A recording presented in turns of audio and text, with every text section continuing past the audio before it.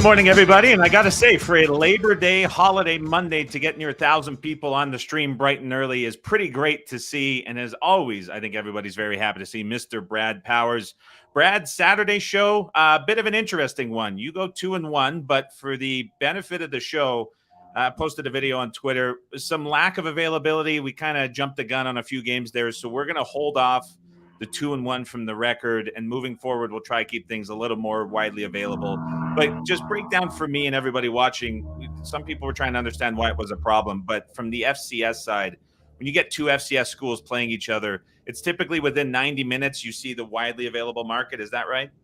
Yeah, more books as you get closer to kickoff tend to, get more aggressive, not only with limits, but actually posting the lines on those games to begin with. So it was a little tough on Saturday for a lot of people to get down. And hey, if it's not a widely available line, then how can you count it in the record?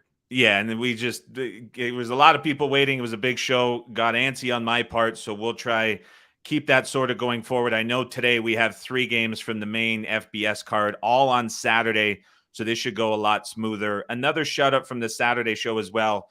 Put the Covers YouTube channel north of 10,000. So a big thank you to everybody who took a minute out of their time to hit subscribe, hit the like button. A reminder that we are going to be doing these shows every Monday and Saturday at 11 a.m. Eastern with Brad. So be sure to hit subscribe if you want to follow along, get all the notifications for everything that is happening. And of course, follow Brad Powers over on Twitter at BradPowers7. Brad, it is a holiday Monday. So what do you say we get into the bets and get people on the way this morning? Let's do it. Looking forward to it. So we'll follow the release procedure here. I'll tell you what time the game we are betting is. I will tell you what the game is and give you the rotation numbers. I know people always mention in the chat. I'll be very clear with the rotation numbers. I'll then say if it is a side or a total. So you can go through your sportsbook app, get ready to click on it, and then I will tell you what the bet is. I'll give everybody it's about 5 to 10 seconds to get there. So everybody can have the bet in their bet slip at the same time. As we've seen with these shows, with so many people betting, these numbers tend to move. So to get things started, a reminder that these will all be Saturday games, and these are all from the main card. So we're not going into the extra games or anything like that you may have seen on Saturday. These are all Saturday games this week from the main card. And the first game that we will be looking at as we pull up the odds screen here from Spank Odds, which is now available for everybody to look at and access. The first game will be at 8 p.m. Eastern on Saturday. So we'll give everybody a couple seconds to get into it here. Get down into your sportsbook app. Go to the 8 p.m. section on Saturday. I'll tell you the rotation number in just a second.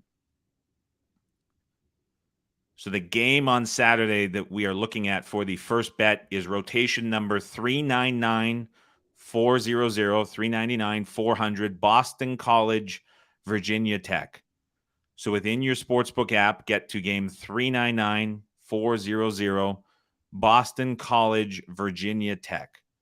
Give everybody a few seconds to find the Boston College, Virginia Tech game, rotation number 399-400.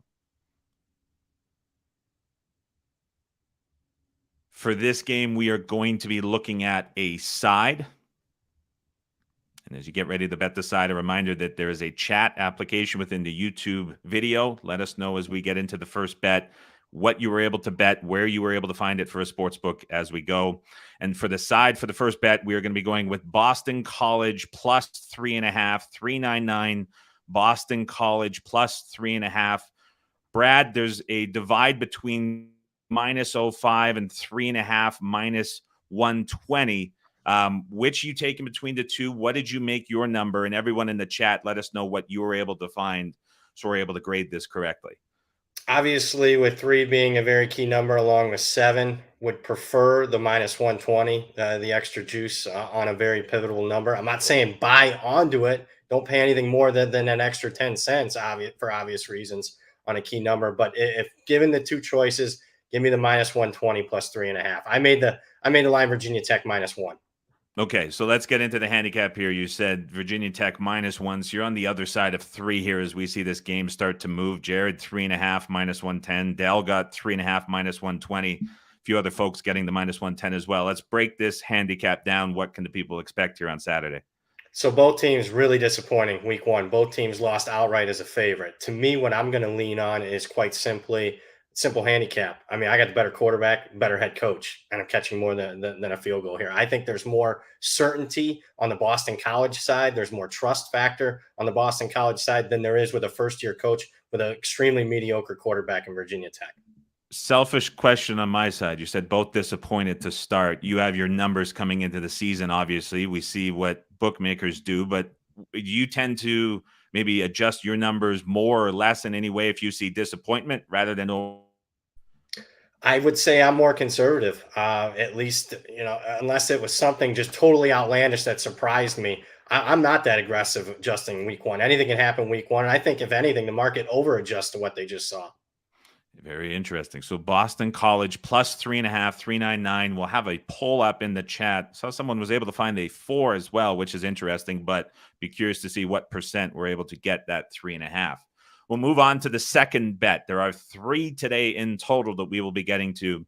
And the second bet, again, goes back to the Saturday main card, 7 p.m. Eastern time. So a little bit earlier here, 7 p.m. Eastern time on Saturday for the second bet of the show.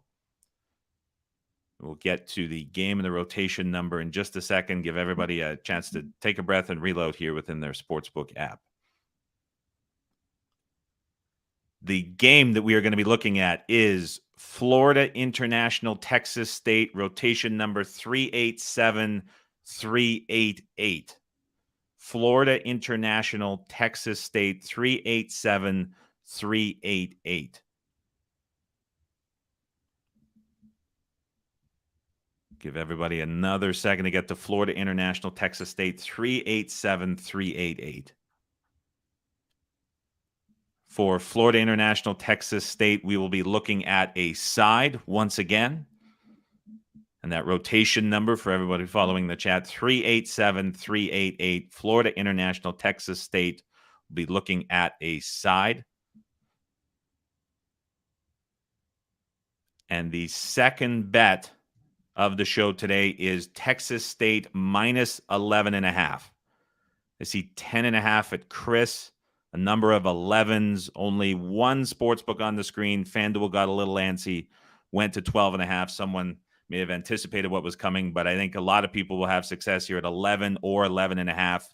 Let us know in the chat what you were able to bet. Brad, when we're looking at Texas State, what are we looking at for the handicap, and what number did you get to with this one?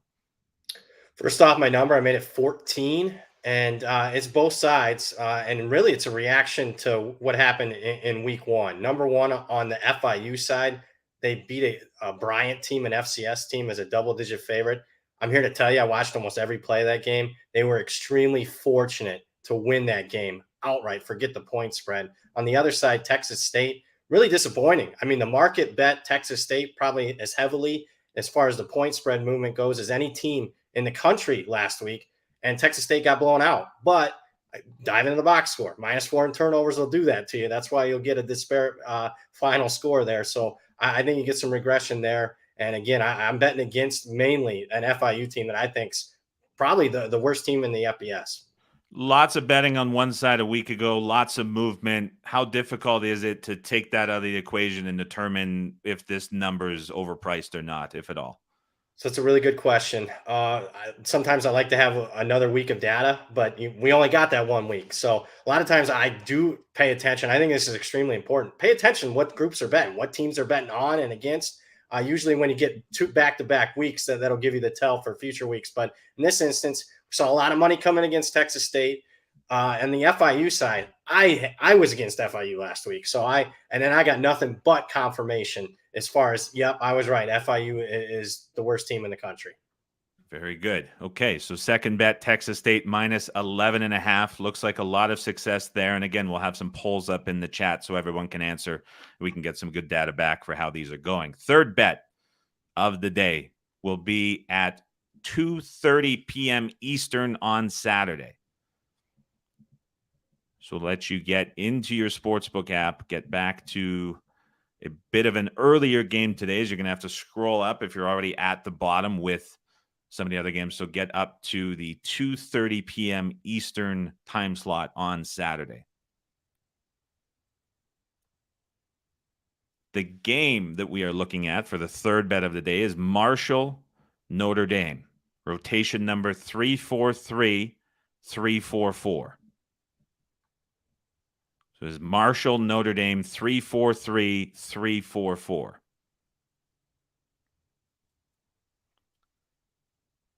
For the third bet of the day, rotation number 343-344, Marshall Notre Dame. We will be looking at a side. And the bet in Marshall Notre Dame is Notre Dame minus 19.5. 344 Notre Dame minus 19.5. A lot of 19s on the board, seeing some 18s. Those will not be there for long.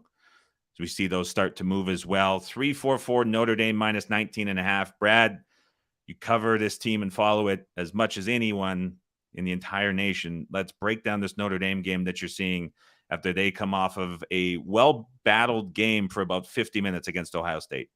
Yeah, first off, made the number 21. We're in a very dead number situation here at 19.5. It's not going to close 19.5, folks. So the question you got to ask yourself, is it likely to drop or go up to a key number of 21? I think it's extremely likely we're going to 21 in this instance.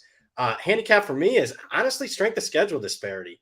I mean, people are looking at Marcus Freeman, who's 0-2 as a head coach, played 2 top 10 teams away from home. So I've actually been impressed with what I've seen, at least game plan going into the game with Notre Dame with a young head coach. And on the other side, Marshall, believe it or not, hasn't played a Power 5 team in 4 years. 4 years. They haven't played a single Power 5 team. So huge step up in class for them. Another reason why I like the Irish here. So the question I think we're going to hear discussed a lot on national media throughout the week, as well as probably what bettors are going to find on Twitter within forums, communities they're in, potential letdown or hangover spot for Notre Dame. Big game against Ohio State, the travel spot, they come back home. What's getting them up for this game? What do you think of that angle that we're obviously going to hear about quite a bit? It's an excellent question, and it's probably why we're not sitting at 21 right now. I think there's some urgency for Notre Dame. The fact that Marcus Freeman is 0-2 already as a head coach. The first time, this will be his first home game as a Notre Dame head coach. So I think there actually is going to be some excitement. And I think there's going to be a sense of urgency after a disappointing offensive performance last week for Tommy Rees and the offense to kind of exert their will a little bit and go for a little bit of style points where they, had some trouble getting first downs last week. Very good. So I found it interesting because I saw the text come in just before and I was like, okay, I know a lot of people are going to be thinking that. So I'm very curious to get Brad's take. I think that sums it up. We did have polls running within the YouTube chats where we were over 65% of people were able to get that Notre Dame release. For the first two, it was less, between 55 and 60%. I think that this overall illustrates the challenge of a lot of people trying to bet on something at once. And there's kind of illustrates just the battle of when you have good picks and everybody wants to bet on picks. Even when you're going into bigger games, you're going to have a spot where it's just there's a race to get to lines. And that's kind of a battle that we see starting to emerge with a lot of places that do have influence within the betting market. And so I think 60% when you're considering the people on the stream getting the bet together is a pretty good number to hit. But this is going to be a battle as we go throughout the season, isn't it, Brad? It is. But we would like a little bit better than that. I'm just being perfectly frank. Yeah. So we'll see how it continues to move and what we can do and continue to tweak. But obviously a lot more success on this show than what we were seeing from the Saturday morning show. And I think this is kind of a testament to people within or the popularity of games and the handle it might draw being able to get the line. So 3 bets in total, recapping that up. Boston College plus 3.5, Texas State minus 11.5, and Notre Dame minus 19.5. Appreciate everybody stopping in on this holiday Monday morning. Reminder that the next release show with Brad Powers, Saturday, 11 a.m. Eastern. You can ingrain it. Monday, Saturday, 11 a.m. Eastern. Thanks, everybody, for joining us. We'll see you on Saturday morning.